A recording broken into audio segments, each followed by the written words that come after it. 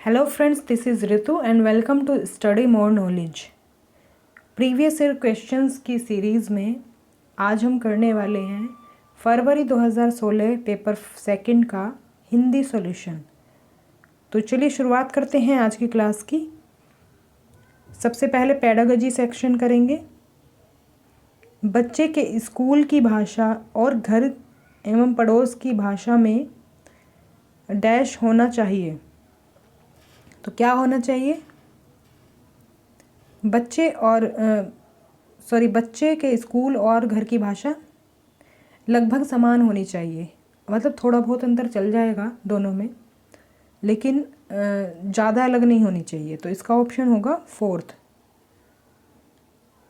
क्योंकि मान लीजिए आपकी मदर टंग या मदर टंग वही घर की भाषा जो होती है उसी को बोला जाता है।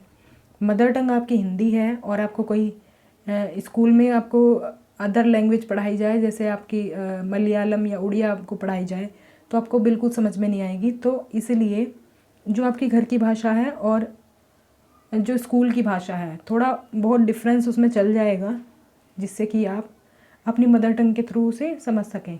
थोड़ा बहुत अंतर चल जाएगा, लेकिन बिल्कुल अंतर नहीं चलेगा, बिल्कुल अपोजिट नहीं चलेगा। इसीलिए लैंग्वेज में समरूपता होनी चाहिए, दोनों लैंग्वेज में, घर की और स्कूल की में। तो भाषा की पाठ्य पुस्तक में एक पाठ एकांकी के रूप में है। आप क्या करेंगे? एकांकी समझ लेते हैं। एकांकी होता है एक अंक, मतलब जैसे एक कोई पाठ होता है, जैसे जीवन की एक घटना होती है, किसी की लाइफ पर कोई इंसिडेंट होता है, तो उसको हम जिसमें वर्णित करते हैं तो वो बोला जाता है एकांकी। तो क्या करेंगे हम इसमें? एकांकी के मुख्य संवाद लिखवाएंगी, हाव भाव के साथ एकांकी पढ़कर सुनाएंगी, एकांकी में आए पात्रों के संवाद याद करवाएंगी, शिक्षार्थियों से एकांकी पढ़वाने के बाद उसका मंचन करवाएंगी। तो फोर्थ ऑप्शन बिल्कुल सही हो जाएगा। शिक्षार्थियों से पहले हम एकांकी पढ़वाएंगे, उसके बाद उसका मंचन करवाएंगे। मंचन मतलब होता है, जैसे आपने मंच देखा होगा, थोड़ा ऊंचा सा स्थान बनाए रखते हैं जिस पर कोई भी नाटक परफॉर्म किया जाता है या अभिनय किया जाता है, एक्टिंग की जाती है, तो उसको बोला जाता है मंच। और मंच पर जो भी एक्टिंग वगैरह की जाती है उसको बोलेंगे मंचन। तो शिक्षार्थियों को एकांकी पढ़वाने के बाद हम उसको नाटक करने के लिए बोलेंगे, मतलब वो किस तरह से उसमें परफॉर्म करेंगे। तो फोर्थ ऑप्शन इसमें करेक्ट हो जाएगा। लिखना एवं पढ़ना सीखने के संदर्भ में कौन सा कथन सबसे उपयुक्त है? दोनों कौशल एक एक करके सीखे जाते हैं। लिखना और पढ़ना सीखना समान रूप से अंत संबंधित है। तो सेकंड बिल्कुल सही होगा, क्योंकि लिखना और पढ़ना एक दूसरे से संबंधित है। अगर हम पहले लिखना सीख जाते हैं तो उसी के थ्रू हम पढ़ना भी सीख जाते हैं, और अगर पहले हम पढ़ना सीखते हैं तो उसी के थ्रू हम लिखना सीखेंगे। तो एक दूसरे से ये संबंधित हैं। तो ऑप्शन सेकंड करेक्ट हो जाएगा। नेक्स्ट क्वेश्चन है, द्वितीय भाषा सीखने के संदर्भ में सबसे कम महत्वपूर्ण है अभिवृत्ति, शिक्षक का रवैया, अभिभावक से प्राप्त प्रोत्साहन और भाषा की परीक्षा। तो फोर्थ ऑप्शन बिल्कुल करेक्ट हो जाएगा, क्योंकि ये सबसे कम महत्वपूर्ण है, बाकी सब आपके ज़्यादा से ज़्यादा इम्पोर्टेंस रखते हैं। तो परीक्षा लेना इतना ज़्यादा ज़रूरी नहीं है। तो ये आ जाएगा फोर्थ ऑप्शन। पद्य, गद्य और नाटक हमारी डैश संवेदना को धार प्रदान करने के साथ साथ हमारे जीवन के डैश पहलू को समृद्ध करते हैं। तो इसमें क्या आ जाएगा? इसमें आ जाएगा सबसे फर्स्ट ऑप्शन में आ जाएगा सांस्कृतिक, और उसके बाद में सेकंड ऑप्शन में आ जाएगा साहित्यिक। तो फर्स्ट ऑप्शन करेक्ट होगा। कोई एक भाषा डैश लिपि लिपियों में लिखी जा सकती है। हाँ, उसमें थोड़ा फेरबदल हो सकता है। तो कितनी लिपियों में लिखी जा सकती है कोई भाषा? तो भाषा लिखी जा सकती है सभी लिपियों में। थोड़ा बहुत उसमें चेंज हम कर सकते हैं, चेंजेस थोड़े करके हम कोई भी भाषा को किसी भी लिपि में लिख सकते हैं। हालांकि सब भाषाओं की अपनी अपनी लिपि होती है, लेकिन हम किसी भाषा को दूसरी लिपि में भी लिख सकते हैं। वाणी और लेखन में मूल अंतर यह है कि लिखित भाषा डैश स्तर पर देखी जाती है और डैश होती है। इसमें होगा सेकंड ऑप्शन, सचेतन और कालबद्ध। तो वाणी और लेखन में बस यही अंतर है कि लिखित भाषा सचेतन स्तर पर देखी जाती है और कालबद्ध होती है। लेखन होता है काल के अनुसार होता है, कालबद्ध होती है लिखने की कला। भाषा कक्षा में समावेशी वातावरण का निर्माण करने के लिए जरूरी है कि, तो भाषा कक्षा में समावेशी वातावरण आप कैसे निर्मित करेंगे? समावेशी मतलब होता है जिसमें सभी तरह के बच्चे हों, चाहे वो पढ़ने में कमज़ोर हों, चाहे पढ़ने वो बुद्धिमान हों, चाहे वो दिव्यांग हो, या चाहे वो विशिष्ट बालक हों। सभी तरह के बच्चों को हम शामिल करते हैं समावेशी कक्षा में। तो भाषा कक्षा में समावेशी वातावरण का निर्माण करने के लिए क्या जरूरी है? तो इसमें होगा फोर्थ ऑप्शन करेक्ट। बच्चों को विविध दृश्य श्रव्य सामग्री उपलब्ध कराई जाए, क्योंकि ये सभी तरह के बच्चों के काम की होगी, जो देख सकते हैं और जो नहीं देख सकते हैं उनके लिए भी। तो सभी तरह के बच्चों के लिए ये काम आने वाली सामग्री होगी। तो इसलिए फोर्थ ऑप्शन करेक्ट होगा। उच्च प्राथमिक स्तर पर हिंदी भाषा शिक्षण का सर्वाधिक संबंध है।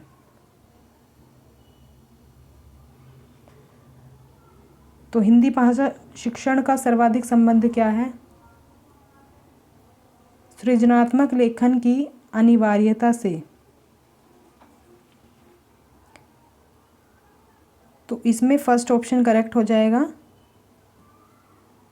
उच्च प्राथमिक स्तर पर पूछा है हमसे, तो इसलिए इसमें फर्स्ट ऑप्शन करेक्ट हो जाएगा।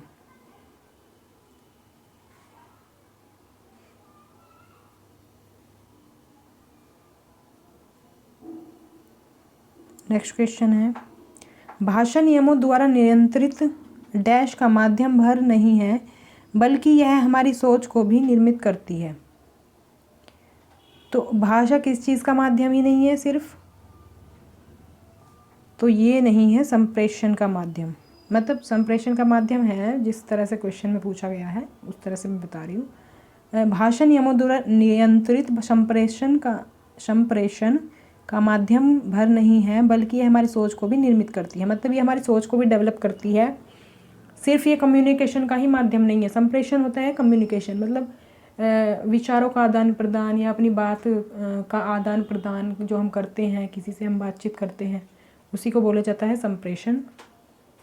संप्रेषण वही लिख कर बताया जाए, संकेत के द्वारा बताया जाए, या फिर बोल कर बताया जाए, तो संप्रेषण वही होता है। तो सिर्फ संप्रेषण का माध्यम ही नहीं है भाषा, ये हमारी सोच को भी डेवलप करती है, निर्मित करती है। फर्स्ट ऑप्शन करेक्ट होगा इसमें।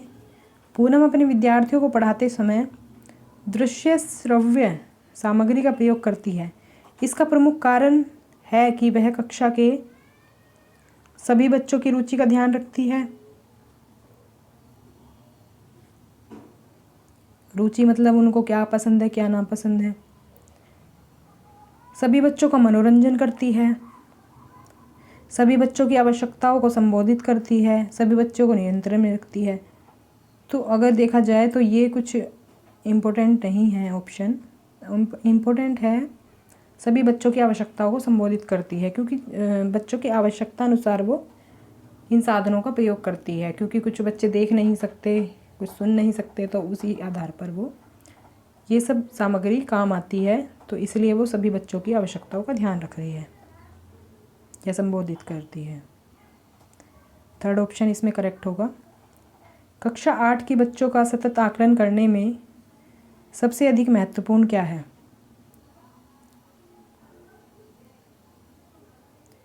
तो कक्षा 8 के बच्चों का सतत आकलन करने के लिए सही होगा, देखिए, मौखिक परीक्षा, व्याकरण की जानकारी, लिखित परीक्षा।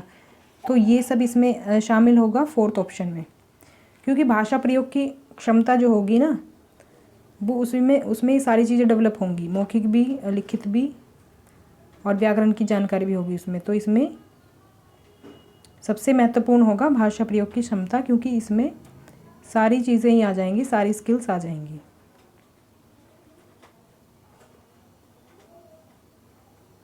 बच्चे की भाषा समाज के साथ संपर्क का ही परिणाम है, यह विचार किसका है?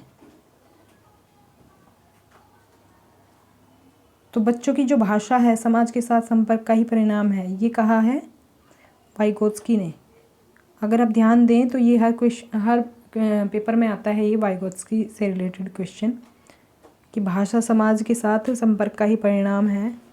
थोड़ा बहुत चेंजेस करके आ जाता है, लेकिन वाइगोत्स्की का क्वेश्चन ज़रूर आता है लैंग्वेज पेडागोजी में। तो इसे आपको अच्छे से इसका कंसेप्ट क्लियर कर लेना है।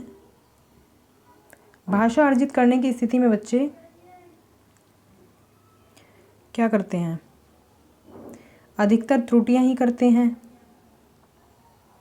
भाषिक नियमों को स्वाभाविक रूप से ग्रहण करते हैं, भाषिक नियमों को स्वाभाविक रूप से रटते हैं, कभी कोई त्रुटि नहीं करते। तो भाषा अर्जित करने की स्थिति में बच्चे क्या करते हैं? भाषिक नियमों को स्वाभाविक रूप से ही ग्रहण कर लेते हैं, उनको रटाने की ज़रूरत नहीं पड़ती है। जो भाषा के जो नियम होते हैं वो अपने आप ही ग्रहण कर लेते हैं, उनको बताना नहीं पड़ता है। तो सेकंड ऑप्शन करेक्ट होगा।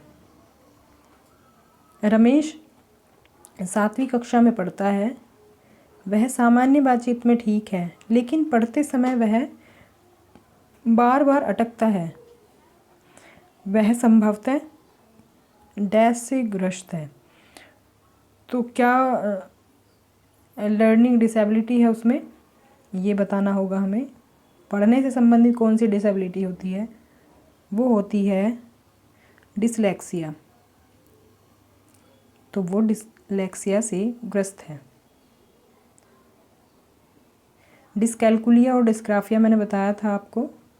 डिस्कैल्कुलिया होती है कैलकुलेशन करने में प्रॉब्लम, गणित की या किसी भी मतलब विज्ञान संबंधी, और डिस्ग्राफिया होता है लिखने से संबंधित। ग्राफ जैसे जिस तरह से हाथ से बनाते हैं उसी तरह से हम इसे याद रख सकते हैं, उसी तरह से हम लिखते हैं। तो डिस्ग्राफिया लिखने से संबंधित, कैलकुलिया कैलकुलेशन से, और डिसलेक्सिया पढ़ने से संबंधित है। तो फर्स्ट ऑप्शन इसमें करेक्ट होगा। अब पैडागोजी बेस्ड जो क्वेश्चंस हैं हमारे हो चुके हैं। अब हम करेंगे पैराग्राफ बेस्ड क्वेश्चंस को। सबसे पहले करेंगे गद्यांश पर आधारित क्वेश्चंस को। तो गद्यांश आधारित क्वेश्चंस हम किस तरह से सॉल्व करते हैं? सबसे पहले हम क्वेश्चंस को पढ़ते हैं। तो देख लेते हैं फर्स्ट क्वेश्चन क्या है। जिन्हें हम भारतीय वाद्य यंत्र कहते हैं। तो ऑप्शन दिए हुए हैं, इसमें क्या बताना है? वे चीन और इंडोनेशिया के हैं, भारत में ही जन्मे हैं, कहीं और से आए हैं, उनमें से कुछ भारत और कुछ बाहर के हैं। पैराग्राफ पढ़ने पर ही अंदाज़ा लग पाएगा। तो भारतीय वाद्य यंत्र हमें इसमें ढूंढना होगा कि कहाँ पर दिया हुआ है। ये हमारा एक तरह से कीवर्ड है, हम कह सकते हैं कीवर्ड्स हैं ये। भारतीय वाद्य यंत्र किसे कहते हैं? तो देखिए लास्ट में अब देखेंगे पैराग्राफ में। अब प्रश्न उठता है कि जिन्हें हम भारतीय वाद्य यंत्र कहते हैं, क्या वे भारत में ही जन्मे हैं या कहीं और से आए हैं? कहना कठिन है। जब भी हम किसी वाद्य यंत्र को बजते देखते और सुनते हैं तो मन कहता है कि उसकी उत्पत्ति भारत में ही हुई होगी, लेकिन यह सत्य नहीं है। आज प्रचलित वाद्य यंत्रों में से अनेक बाहर से भी आए हैं, और यह भी सच है अनेक भारतीय वाद्य यंत्र यहाँ से अन्य देशों में प्रचलित हुए हैं। तो इसका मतलब क्या है कि कुछ हमारे यहाँ के हैं और कुछ बाहर के हैं। तो फोर्थ ऑप्शन इसमें करेक्ट होगा। कौन सा भारतीय वाद्य यंत्र मिस्र, चीन, जापान आदि की संस्कृति में भी विद्यमान है? कौन कौन से हैं इसमें? वीणा, बांसुरी, तबला और झांझ।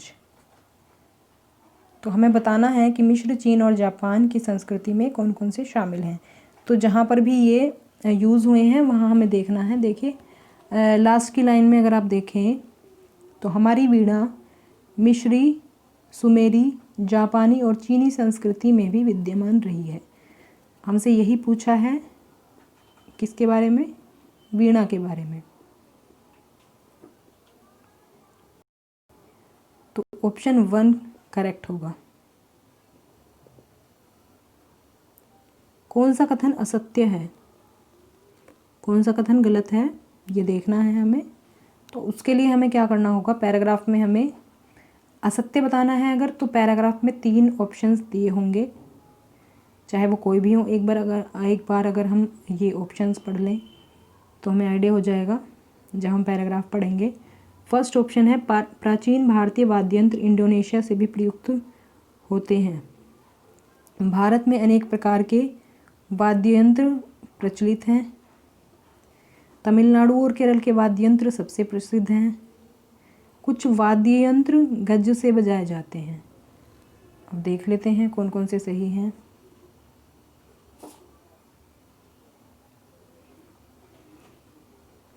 कभी सोचा है भारत में कितने प्रकार के वाद्ययंत्र प्रचलित हैं? सोचने में शीघ्रता मत कीजिए।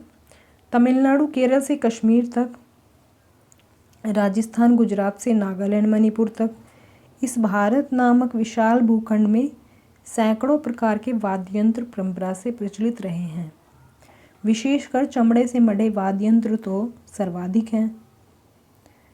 बांसुरी जैसे फूंक कर बजाए जाने वाले, झांझ जैसे झनकार वाले या फिर तार लगी तूंबी वाले भी कम नहीं। ये तार वाले भी कुछ गज से बजाए जाते हैं और कुछ छोटी सी अंगूठी जैसे मिजराब से। तो गज से संबंधित कुछ लाइन आई थी,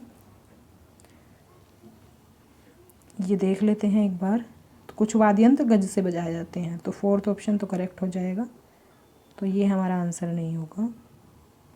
अब प्रश्न उठता है कि जिन्हें हम भारतीय वाद्ययंत्र कहते हैं, क्या वे भारत में ही जन्मे हैं या कहीं और से आए हैं? कहना कठिन है। जब भी हम किसी वाद्ययंत्र को बजते देखते सुनते हैं तो मन कहता है कि उसकी उत्पत्ति भारत में ही हुई होगी, लेकिन सत्य नहीं है। आज प्रचलित वाद्ययंत्रों में से अनेक बाहर से भी आए हैं, और यह भी सच है कि अनेक भारतीय वाद्ययंत्र यहाँ से अन्य देशों में प्रचलित हुए हैं। सभ्यता और संस्कृति का इतिहास जानने का एक माध्यम वाद्य यंत्र भी है। वेदों में उल्लिखित वाद्य यंत्रों के प्रमाण हड़प्पा सभ्यता में प्राप्त हुए हैं। वहीं सुदूर पूर्व इंडोनेशिया में प्राचीन भारतीय वाद्य यंत्र आज भी प्रयुक्त हो रहे हैं। तो इंडोनेशिया में से संबंधित भी आया था इसमें। और हमारी वीणा मिस्री, सुमेरी, जापानी, चीनी संस्कृति में भी विद्यमान रही है। एक तो है ये सही होगा और ये सही होगा। भारत में अनेक प्रकार के वाद्य यंत्र भी प्रचलित हैं, ये बिल्कुल सही है। और तमिलनाडु और केरल के वाद्य यंत्र सबसे प्रसिद्ध हैं, तो ये गलत हो जाएगा क्योंकि बाकी 3 सही हमें मिल चुके हैं। तमिलनाडु और केरल के बारे में क्या दिया है एक बार फिर से देख लेते हैं।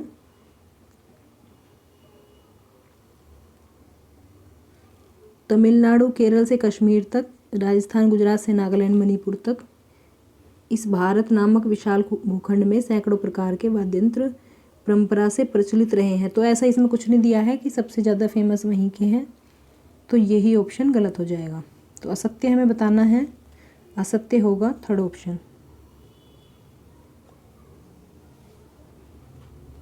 बढ़ते हैं आगे। गद्यांश के अनुसार सभ्यता और संस्कृति का इतिहास जानने में सहायक है। सभ्यता और संस्कृति का इतिहास